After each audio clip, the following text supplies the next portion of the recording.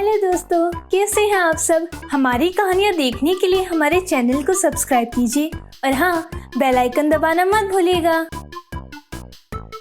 यह कहानी एक छोटे से शहर में रहने वाले रतन लाल की है। रतन लाल IAS IPS बनने का सपना देख रहा था। उसके लिए वह दिन रात पढ़ाई करता था, लेकिन उसकी पत्नी नैना को निठल्ले पति की तैयारी रास नहीं आती थी। वह हमेशा कहती थी, जो तुम इस तरह दिन रात निठल्ले की तरह घर में पड़े रहते हो, तुम मुझसे शादी क्यों की और एक बच्चा क्यों पैदा किया? हमारी क्या जरूरत है तुम्हें? पता है 4 साल हो गए हैं शादी को भी, लेकिन हमारे लिए कभी एक कपड़ा लाकर दिए हो? अगर तुम कमा नहीं सकते थे तो शादी क्यों की? प्लीज नैना, मुझे 1 साल का और समय दे दो। तुम देख रही हो कि मैं IAS की तैयारी कर रहा हूँ। मैं तंग आ गई हूँ तुम्हारे रोज रोज के बहाने से। अब मैं यहाँ एक पल के लिए भी नहीं रुक सकती। 4 साल से तुम यही कह रहे हो, 1 साल का मौका दे दो, 1 साल का मौका दे दो। कब तक मैं अपने मायके के भरोसे रहूंगी? और इसमें तुम्हारी सपोर्ट की बहुत जरूरत है। प्लीज मेरी बात मान लो, 1 साल का मौका दे दो। अब बिल्कुल बर्दाश्त के बाहर है। अब मैं यहाँ एक पल के लिए भी नहीं रुक सकती, और जब तक तुम कोई नौकरी नहीं कर लेते, मेरे मायके बिल्कुल मत आना। रतन लाल के भाभी भैया ने एक बार भी कोशिश नहीं की नैना को समझाने की। वे अपनी 3 वर्षीय बेटी चंचल को लेकर अपने मायके चली गई। धीरे धीरे समय गुजरता रहा। 1-2 महीने तो किसी ने कुछ नहीं कहा, लेकिन उसकी भाभी यदा कदा ताने मार देती थी।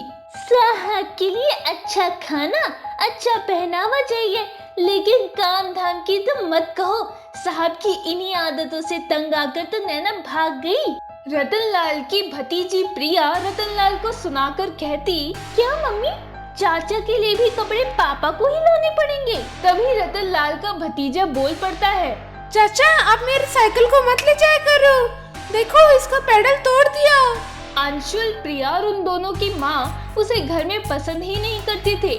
रतन लाल को जब कोई रोजगार नहीं मिला तो उसने घर वालों के तानों से तंग आकर सारी शर्म झिझक त्याग कर कुछ काम करने का विचार किया।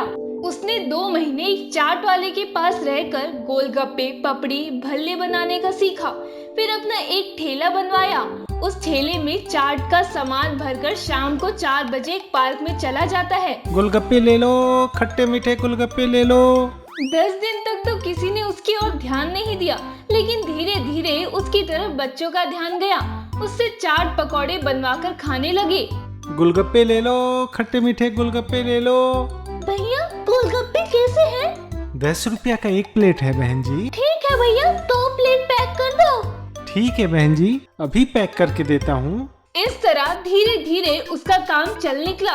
1-2 महीने बाद ही उसके पास भीड़ इकट्ठा होने लगी। रतन लाल का धंधा चल निकला। वे रोजाना 400-500 रुपए कमाकर ही शाम को घर जाता था। 4-5 घंटे में उसकी अच्छी आमदनी हो जाती थी। जो घर वाले उसे ताना सुनाया करते थे, वो अब उसका ख्याल रखने लगे। अब जब से उसने ठेला लगाना शुरू किया है तो खाने पहनने के ताने बंद हो गए हैं, क्योंकि वो अपनी सारी कमाई भाभी को सौंप देता था। उसके लिए धनिये की चटनी, खट्टा पानी, मटर, बेसन, आलू आदि तैयार कर देते। रतन लाल सबको मीठा बोलकर गोलगप्पे खिलाता था तथा साफ सफाई का भी ध्यान रखता था। रतन लाल की आलू टिकिया लोगों को बहुत पसंद आने लगी थी। एक दिन की बात है, बहुत कम लोग उसके ठेले पर थे। उसकी नजर पार्क के गेट पर बैठी छोटी सी परी जैसी लड़की पर गई। वो गुमसुम बैठी हुई थी। उसने रतन लाल से कभी चाट नहीं खाई। वो शाम को रोजाना पार्क में आती थी, अकेली थोड़ी देर खेलती और अपने घर चली जाती थी। आज वो खेल में मस्त न होकर उदास बैठी थी। रतन लाल ने उसे आवाज दी, अरे ओ बिटिया, इधर तो आओ। आज गुमसुम कैसे बैठी हो? पकौड़ी खाओगी? जी अंकल।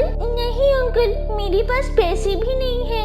रतन लाल ने उसे गोलगप्पे और चाट खिलाई। वो खाने लगी तो रतन लाल को अपनी बेटी की याद आ गई।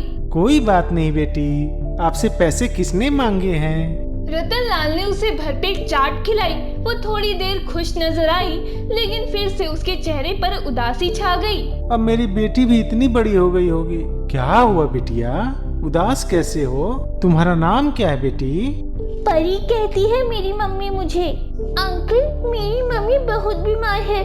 डॉक्टर अंकल कहते हैं कि ऑपरेशन नहीं किया गया तो बहुत मुश्किल होगी। आप हो ही परी, आपकी मम्मी बिल्कुल सही कहती हैं, लेकिन परी होकर भी चेहरे पर स्माइल क्यों नहीं है? पता नहीं, लेकिन मेरी मम्मी के सिर में बहुत दर्द होता है। उनके सिर में कोई फोड़ा बताते हैं डॉक्टर अंकल। ये तो बहुत ही चिंता की बात है। आपके पापा उनके इलाज नहीं कराते हैं क्या? अंकल, मेरे पापा बहुत दूर चले गए हैं। मम्मी कहती है कि वो भगवान जी के पास रहते हैं, हमारे पास अब नहीं आएंगे। रतन लाल परी की बातें सुनकर आंखों में आंसू भर आया। रतन सोचने लगता है, कितनी सुंदर, कितनी मासूम बेटी है और कितनी दुखी भी। परी बेटे, अपना घर का पता बताओ, हम आपकी मम्मी को ठीक करवाएंगे। हम आपकी मम्मी का इलाज करवाएंगे। सच अंकल? हाँ बेटी, हम सच कह रहे हैं। ठीक है बेटी, आप घर जाओ, शाम को आपके घर आकर मिलता हूँ। थैंक यू अंकल, आप हमारी मम्मी को ठीक करवा देंगे तो हम आपके लिए भगवान से प्रेयर करेंगे। उसके बाद परी वहाँ से चली गई और रतन लाल अपने ग्राहकों को गोलगप्पे खिलाने लगा। शाम को 8:30 बजे रतन लाल अपनी खाली ठेली को लेकर घर जाने से पहले परी के घर गया। उसकी माँ से मिला, सिर की ट्यूमर की बात की और कल ही डॉक्टर से बात करने का विश्वास दिलाया। 4 बजे तक रतन लाल के पास कोई काम नहीं रहता था। वो सुबह 10 बजे लगभग परी की मम्मी को अस्पताल ले गया। डॉक्टर से बात करी और पूछा, इलाज का कितना खर्चा आएगा डॉक्टर साहब? देखिए, ऑपरेशन और दवाओं का कुल खर्च 40,000 रुपया आएगा और ऑपरेशन 1 हफ्ते के अंदर नहीं होगा तो इनका जान को बचाना मुश्किल है। रतन लाल खर्च की बात सुनकर सहम सा गया और वह सोचने लगा, इतने रुपये तो 5-6 महीने में कमा पाऊंगा और इनका ऑपरेशन अभी 5 से 7 दिन में कराया जाना आवश्यक है। ठीक है डॉक्टर साहब, आप ऑपरेशन की तैयारी कीजिए, मैं पैसे का इंतजाम करता हूँ। उसके बाद दोनों अपने अपने घर चले जाते हैं। अस्पताल में जाने की खबर जाने कैसे रतनलाल की भाभी को लग गई। शाम को जैसे ही रतनलाल घर आया, उसकी भाभी उससे पूछने लगी, वह औरत कौन है जिसको तुम हॉस्पिटल ले गए थे? उसके बाद रतनलाल ने अपनी भाभी को सारी बात बता दी और कहा, देखो भाभी, मानवता के नाते मैं उस औरत का इलाज करवाना चाहता हूँ। मैं नहीं चाहता हूँ कि उसकी बेटी अनाथ हो। इतना सुनते ही उसकी भाभी नाराज हो गई और बोली, अपने घर वालों को छोड़कर जाने किस किस की सहायता करने का ठेका ले रखा है। क्या पता कौन है? ना कोई जान ना पहचान, बेमतलब की भावनाओं में बहकर अपना पैसा लुटाना चाहते हो। लेकिन भाभी, किसी की मदद करना भी तो अच्छी बात है ना?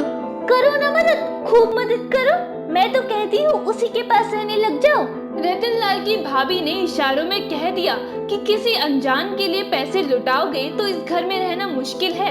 इस घर में रतनलाल का भी हक था, लेकिन उसे अपनी भाभी की बात चुभ गई और वो घर छोड़कर अपने ठेले के साथ आ गया। रहने का कोई ठिकाना नहीं था। अपने एक मित्र हरिया के पास पहुंचा, अपनी कहानी सुनाई तो उसने मकान में एक कमरा दे दिया, साथ ही उसे कुछ रकम उधार दे दी। रतनलाल, तुम यहाँ आराम से रहो, पहले उस बहन का इलाज कराओ जिसे ठीक करने का वादा किया है। उसके बाद रतनलाल ने इधर उधर से व्यवस्था करके परी की मम्मी का इलाज कराया। वो अब स्वस्थ है। रतनलाल अपनी कमाई में से थोड़ा थोड़ा चुका भी रहा है। रक्षाबंधन के दिन परी की मम्मी गीता ने इस रक्षाबंधन पर उसकी कलाई में राखी बांधते हुए कहा, जितना आपने मेरे लिए किया है उतना मेरा सगा भाई भी नहीं कर सकता था। भैया, कुछ अपने बारे में भी बताओ। उसके बाद रतनलाल ने सारी बात बताता है। गीता को जब पता लगा कि रतनलाल की पत्नी उसे त्याग करके चली गई है तो गीता स्वयं नैना से मिलने गई। भाभी, अब कोहिनूर जैसे पति को त्याग कर आई हो। अरे भैया तो बहुत अच्छा इंसान है। नैना अपने पियर में कौन सी सुखी थी। गीता के समझाने पर वो अपनी बेटी के साथ आ गई। अब गीता के घर में ही नैना और रतनलाल रहते हैं। रतनलाल दोनों परियों को लाड करता है। दोस्तों, अगर आपको ये कहानी पसंद आई हो तो हमारे चैनल को सब्सक्राइब कर ले, बेल नोटिफिकेशन दबा लें और कमेंट करके जरूर बताएं कि आपको ये कहानी कैसी लगी। धन्यवाद।